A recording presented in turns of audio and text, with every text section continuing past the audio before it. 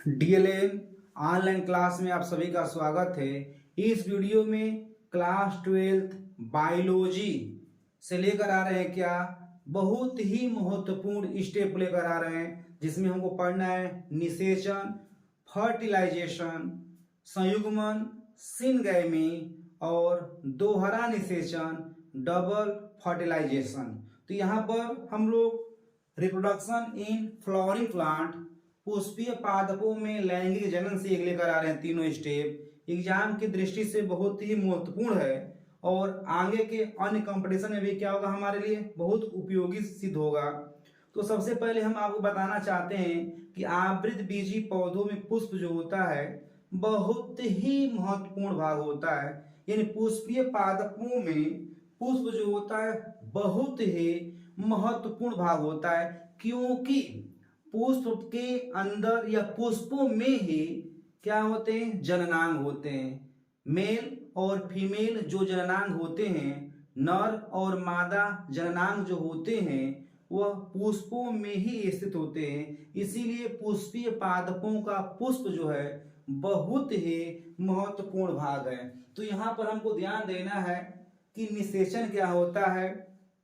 निषेचन की घटना से पहले जो होता है पौधों में परागण की घटना होती है। परागण जिसे हम बोलते हैं पोलिनेशन बोलते हैं, पोलिनेशन। तो परागण की जब घटना घटती है तो परागकण जो होता है परागकोश से मुक्त होकर किसी भी माध्यम के द्वारा, चाहे जल के द्वारा, चाहे वायु के द्वारा या कीटों के द्वारा स्त्री केसर के स्टिग्मा पर पहुंच जाता है, तो परागण की घटना हो जाती है। तो उस परागकण में जो होता है, उस परागकण में जो होता है दो चोल होते हैं, वाहचोल और अंतःचोल। दो कोट होते हैं, दो सुरक्षात्मक आवरण होता है जिसे हम बोलते हैं क्या, वाहचोल और अंतःचोल के नाम से जानते हैं। तो परागकण के अंदर जो होती हैं दो तरह की कोशिकाएं होती हैं। एक को हम बोलते हैं क्या, कायिक केंद्रक बोलते हैं, जबकि दूसरे को हम क्या बोलते हैं, जनन कोशिका बोलते हैं। तो ध्यान देना, सबसे पहले हम आते हैं क्या, परागकण की संरचना में ध्यान देना है। परागकण की संरचना में ध्यान देना है। यहाँ पर दो कोट होते हैं, परागकण के अंदर जो होते हैं दो कोट होते हैं और इसमें दो तरह की कोशिकाएं होती हैं। एक को हम बोलते हैं क्या, कायिक सेल बोलते हैं। क्या बोलते हैं, कायिक सेल या कायिक केंद्रक। ध्यान देना है, कायिक केंद्रक जिसे हम बोलते हैं वेजिटेटिव न्यूक्लियाई बोलते हैं। और दूसरा जो होता है उसे हम बोलते हैं क्या, उसे हम बोलते हैं जनन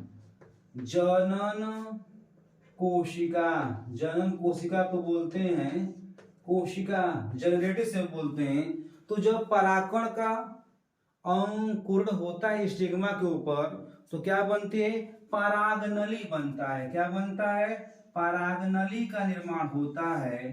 तो परागनली का निर्माण होता है। तो इस परागनली के द्वारा जो होता है, ध्यान देना है, दोनों जो कोशिकाएं हैं परागकण के अंदर वो क्या होते हैं, फिसल कर कहाँ पे आते हैं, परागनली में आते हैं। तो जो वेजिटेटिव या कायिक केंद्रक है जिसे हम ट्यूब न्यूक्लियाई के नाम से भी जानते हैं, यह जो होता है परागनली का विस्तार करता है। तो जब परागनली का विस्तार करता है तो जो जनन कोशिका है उसमें जो केंद्रक है उसमें क्या होता है, सूत्री विभाजन होता है। क्या होता है, सूत्री विभाजन होता है। तो सूत्री विभाजन के द्वारा दो नर केंद्रक बनते हैं। इसमें ध्यान देना है, इसमें जो होगा दो नर केंद्रक बनेंगे, दो नर केंद्रक बनेंगे। ध्यान देना है, दो नर केंद्रक बनेंगे। और आगे वाला जो होता है ये क्या है, कायिक केंद्रक है। कायिक केंद्रक है, कायिक केंद्रक जो होता है परागनली का विस्तार करता जाता है और बीजांड के अंदर प्रवेश करते ही क्या होता है, यह डी जनरेट हो जाता है, समाप्त हो जाता है। और दो नर केंद्रक जो होते हैं परागनली के द्वारा, ध्यान देना है, दो नर केंद्रक जो हैं परागनली के द्वारा जो हैं कहाँ पे, तो बीजांड के अंदर प्रवेश करते हैं। बीजांड के अंदर प्रवेश करते हैं तो बीजांड के अंदर जो होती हैं टोटल नंबर ऑफ न्यूक्लियस केंद्रक जो होते हैं 8 होते हैं, जबकि कोशिकाएं कितनी होती हैं 7 होती हैं। तो यहाँ पर जो 2-3 कोशिकाएं होती हैं, ध्यान देना है, यहाँ पर जो 3 कोशिकाएं होती हैं उसे हम बोलते हैं एंटीपोडल सेल बोलते हैं। क्या बोलते हैं? एंटीपोडल सेल बोलते हैं, जिसे हम बोलते हैं प्रतिमुख कोशिका बोलते हैं। क्या बोलते हैं? प्रतिमुख कोशा बोलते हैं। प्रतिमुख कोशा या कोशिका बोलते हैं, प्रतिमुख कोशा बोलते हैं। बीच में जो होती हैं, ध्यान देना है, भ्रूण यानी बीजांड के मध्य में जो होती हैं 2 कोशिकाएं होती हैं। बीजांड के अंदर 2 कोशिकाएं होती हैं जिसे हम बोलते हैं द्वितीयक कोशा बोलते हैं। इसमें 2 कोशिकाएं होंगी, दोनों को क्या बोलते हैं? द्वितीयक कोशिका के नाम से जानते हैं। द्वितीयक कोशा या कोशिका के नाम से जानते हैं। ये दोनों कोशिकाएं जो होती हैं आपस में फ्यूज हो जाती हैं तो एक कोशिका बनता है और इसमें केंद्रक कितने रहेंगे? केंद्रक 2 केंद्रक रहेंगे। एक कोशिका और केंद्रक कितने रहेंगे? इसमें 2 रहेंगे। और जो नीचे है, ध्यान देना, यहाँ पर जो होती है, ध्यान देना, यहाँ पर जो है, यहाँ पर जो होती हैं 3 कोशिकाएं होती हैं। ध्यान देना है, यहाँ पर 3 कोशिकाएं होती हैं। लेफ्ट और राइट वाले को हम बोलते हैं, यानी बीजांड द्वार के पास कितनी कोशिकाएं होती हैं? 3 होती हैं। तो जो लेफ्ट और राइट वाली होती हैं उसे हम बोलते हैं सहायक कोशा। सहायक कोशा या कोशिका, सहायक कोशिका। और जो मध्य वाली होती है उसी को हम बोलते हैं क्या? अंड कोशिका। क्या बोलते हैं? अंड कोशिका। तो ये बीजांड की संरचना में हम बता चुके हैं, ध्यान देना है। जब परागनली जो होता है बीजांड द्वार के द्वारा बीजांड में एंट्री करता है तो परागनली का जो अगला छोर होता है उसमें स्वेलिंग आती है, फूल जाता है और फूलने के बाद क्या होता है? गल जाता है, डी जनरेट हो जाता है। तो 2 नर केंद्रक क्या होंगे? इसमें मुक्त हो जाते हैं। तो जब 2 नर केंद्रक इसमें मुक्त हो जाएंगे, ध्यान देना है, 2 नर केंद्रक क्या होंगे? मुक्त हो जाएंगे। तो एक नर केंद्रक जो होगा, एक नर केंद्रक जिसे हम बोलते हैं प्राथमिक नर केंद्रक, वह एक सेल को फर्टिलाइज करेगा। तो एक नर केंद्रक का एक सेल को फर्टिलाइज करने को हम बोलते हैं क्या? वास्तविक निषेचन के नाम से जानते हैं। और वास्तविक निषेचन से जो रचनाएं बनती है वो क्या होता है? युग्मनज या जाइगोट होता है। जबकि दूसरा जो नर केंद्रक होता है वह भ्रूण कोष में उपस्थित द्वितीयक केंद्रक को समेकित करता है या निषेचित करता है या संलयित करता है। तो उससे जो संरचना बनती है उसको हम, चूंकि यहाँ पे 2 केंद्रक पहले से हैं, एक और नर केंद्रक मिलेगा तो यहाँ पर 3 केंद्रक आपस में जुड़ जाएंगे। तो इसी को हम क्या कहते हैं? इसी को हम बोलते हैं ट्रिपलेट फ्यूजन बोलते हैं या त्रिसमेकन के नाम से जानते हैं। तो भ्रूण कोष के अंदर 2 नर केंद्रक अलग अलग 2 कोशिकाओं को संलयित करते हैं। तो इसी को बोला गया क्या? दोहरा निषेचन। तो यहाँ पर इस वीडियो में निषेचन का खोज कौन किया? दोहरा निषेचन का खोज कौन किया? ये सब बताएंगे आपको बारी बारी से, ध्यान देना। चलते हैं आगे, हम विस्तार कर रहे हैं, इसका ध्यान देना है। और यहाँ पर हम लेकर आ रहे हैं क्या? यहाँ पर लेकर आएंगे हम लोग निषेचन, संयुग्मन, और क्या लेकर आएंगे? संयुग्मन, और लेकर आएंगे क्या हम? दोहरा निषेचन। तो सबसे पहले हम ध्यान देना है निषेचन क्या होता है, व्हाट इज द फर्टिलाइजेशन। तो नर युग्मक और मादा युग्मक, नर युग्मक और मादा युग्मक के मिलने या संलयित होने की प्रक्रिया को क्या कहते हैं हम लोग? निषेचन के नाम से जानते हैं। निषेचन का खोज किसने किया? ध्यान देना है, निषेचन का खोज किसने किया? तो स्ट्रासबर्गर ने 1884 में किया था। ध्यान देना है, निषेचन की खोज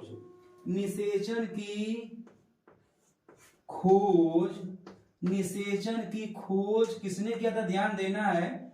तो निषेचन की खोज जो है स्ट्रासबर्गर, कौन?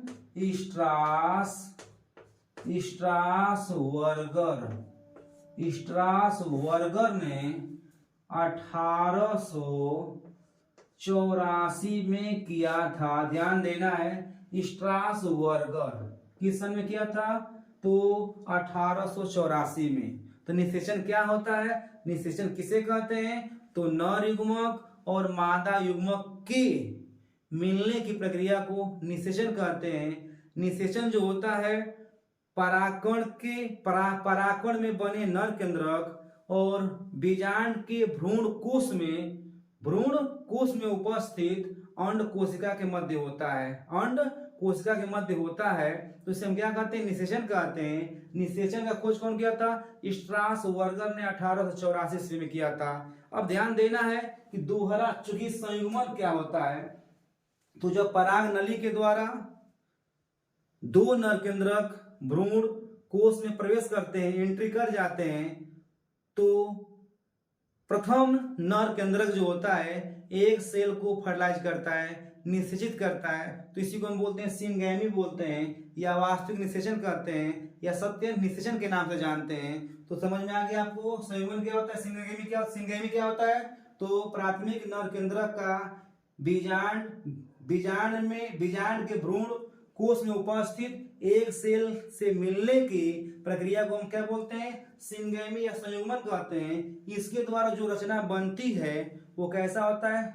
द्विगुणित होता है। और जो रचना बनती है उसका नाम क्या है? युग्मनज या जायगोट है। ध्यान देना है संयुग्मन क्या होता है, ध्यान देना है संयुग्मन। तो यहां पर जो होता है ध्यान देना है, प्रथम नर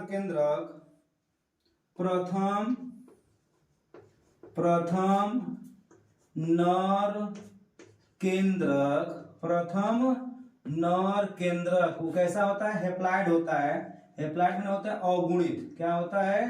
अगुणित, यानी ऐसी रचनाएं जिसमें गुणसूत्रों की संख्या जो होती है मातृ कोशिका से आधा होता है, उससे क्या कहते हैं? हेप्लाइड या अगुणित संरचनाएं कहते हैं। तो पौधों में या प्राणियों में जो होता है, जो युग्मक बनते हैं वो कैसे होते हैं? अगुणित होते हैं। तो प्रथम नर केंद्र कैसा होगा? अगुणित होगा, हेप्लाइड होगा। यह किसको फर्टिलाइज करेगा? तो अंड कोशिका को। अंड कोशिका कहाँ पे होता है? तो अंड कोशिका जो होता है बीजांड में भ्रूण कोश के अंदर होता है। तो अंड कोशिका भी जो होता है यह कैसा होता है? मादा क्या होता है? मादा युग्मक होता है। ये भी कैसा होता है? हेप्लाइड होता है। हेप्लाइड मतलब अगुणित होता है। अब दोनों के संयोजन को क्या बोलेंगे हम लोग? निषेचन बोलेंगे। ध्यान देना है, दोनों के जुड़ने से जो रचना बनेगी उसी को हम क्या कहेंगे? दोहरा निषेचन। दोहरा निषेचन के नाम से जानेंगे। सॉरी, दोनों के मिलने को क्या कहेंगे हम लोग? निषेचन कहेंगे। निषेचन कहेंगे या वास्तविक निषेचन कहेंगे? वास्तविक निषेचन के नाम से जानेंगे। और वास्तविक निषेचन में जो रचना बनता है उसे हम बोलते हैं युग्मनज। क्या बोलते हैं? युग्मनज। तो युग्मनज को हम क्या बोलते हैं? अंग्रेजी में जायगोट बोलते हैं। यह जो होता है कैसा होता है? डिप्लॉइड होता है, द्विगुणित होता है। तो ध्यान देना है, जब दो नर केंद्रक के मिलने से जो रचनाएं बनेगी उसे हम बोलते हैं युग्मनज बोलते हैं, जायगोट बोलते हैं। और यह जो संरचना होता है वो कैसा होता है? द्विगुणित होता है, क्योंकि दो अलग अलग गैमेटों के फ्यूजन से बनता है रचना, इसलिए कैसा होता है? द्विगुणित होता है। तो ध्यान देना है। तो निषेचन का खोज कौन किया था? स्ट्रासबर्गर 1884 में। संयुग्मन जो होता है प्रथम नर केंद्रक और अंड कोशिका के मिलने से जो रचना बनती है उसे हम बोलते हैं वास्तविक निषेचन के नाम से जानते हैं। और जो रचना बनती है उसे हम युग्मनज के नाम से जानते हैं। वो कैसा होता है? द्विगुणित होता है। कैसा होता है? द्विगुणित होता है। इसी को हम बोलते हैं वास्तविक निषेचन बोलते हैं। क्या बोलते हैं? वास्तविक निषेचन। अब ध्यान देना है, द्वितीय निषेचन किसे कहते हैं? जिसे हम बोलते हैं डबल फर्टिलाइजेशन। तो जो दूसरा नर केंद्रक होता है, लिख रहे, ध्यान देना यहाँ पे, द्वितीयक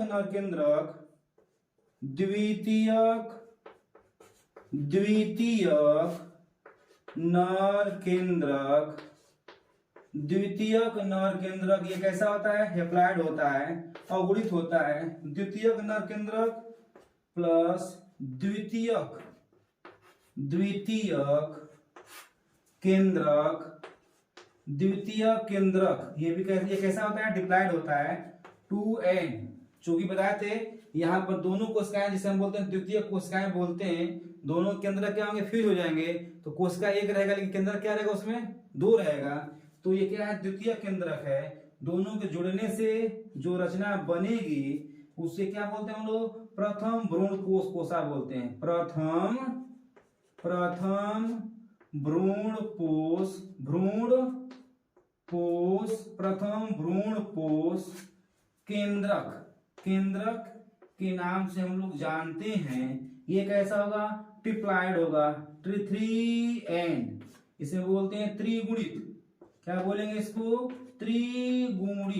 त्रिगुणित के नाम से हम इसे जानते हैं। चूंकि प्रथम भ्रूण पोष केंद्रक के बनने की प्रक्रिया को क्या बोलते हैं? बनने की प्रक्रिया को हम बोलते हैं त्रिसंलयन बोलते हैं। क्या बोलते हैं? त्रिसंलयन के नाम से जानते हैं। इसे बोलते हैं ट्रिपलेट फ्यूजन बोलते हैं। क्या बोलते हैं? ट्रिपलेट फ्यूजन बोलते हैं। तो यहाँ पर ध्यान देना, इस वीडियो में आपको ध्यान देना है कि द्वितीयक नर केंद्रक और द्वितीयक केंद्रक के मिलने से जो संरचना बनेगी उसे हम बोलते हैं प्राथमिक भ्रूण पोष केंद्रक बोलते हैं। और प्रथम भ्रूण पोष केंद्रक जो होता है वो त्रिगुणित होता है, क्योंकि उसमें 3 केंद्रक होते हैं। इसी को हम बोलते हैं क्या? त्रिसंलयन या त्रिसमेकन।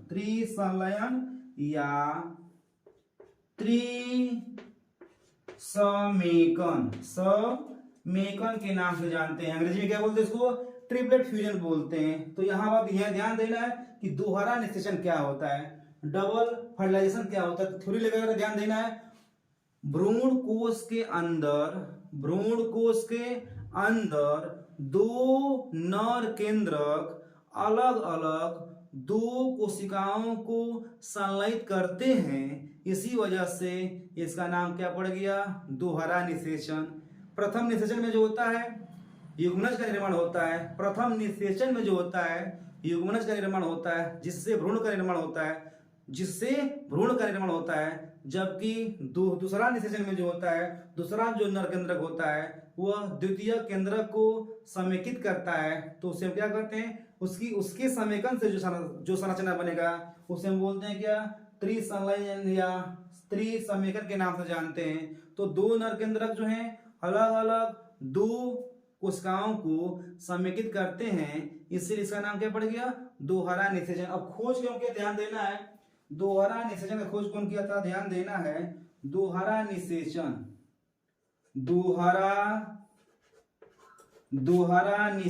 की खोज,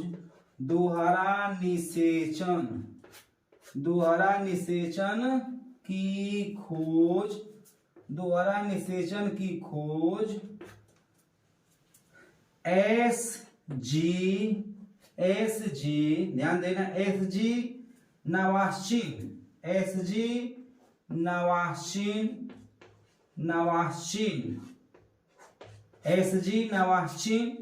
किस सन में किया था? तो 1898 ईस्वी में किए थे। ध्यान देना है।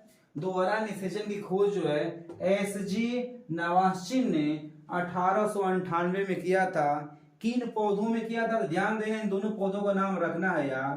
किन पौधों में किया था? तो लिलियम, ध्यान देना है, लिलियम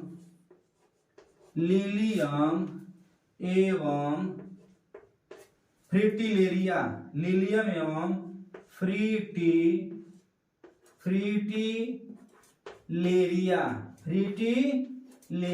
ध्यान देना, फ्रिटिलेरिया। इन्हीं पौधों में इन्होंने दोहरा निषेचन का खोज किया था। और ध्यान देना है कि निषेचन के बाद यानी यहाँ पर जो एंटीपोडल सेल होते हैं ये भी नष्ट हो जाते हैं, डी जनरेट हो जाते हैं। और जो सिनर्गिड सेल लिखे हैं सहायक कोशिका भी क्या होते हैं? डी जनरेट हो जाते हैं। तो भ्रूण कोश के अंदर 2 ही कोशिका बचता है, एक जायगोट बचेगा और एक क्या बनेगा? प्रथम भ्रूण पोष केंद्रक। प्रथम भ्रूण पोष केंद्रक जो बनेगा उसी के द्वारा जो होता है भ्रूण पोष में कन्वर्ट हो जाता है, वो भ्रूण पोष में एक्सचेंज हो जाता है और उसी के द्वारा जो होता है जायगोट का क्या होता है, जायगोट से जो बनता है भ्रूण उसका क्या होता है, पोषण होता है। तो हम उम्मीद कर रहे हैं क्या कि आपको बिल्कुल ये वीडियो समझ में आया होगा और ये जो बॉटनी का लेसन है बिल्कुल स्पष्ट होगा। धन्यवाद।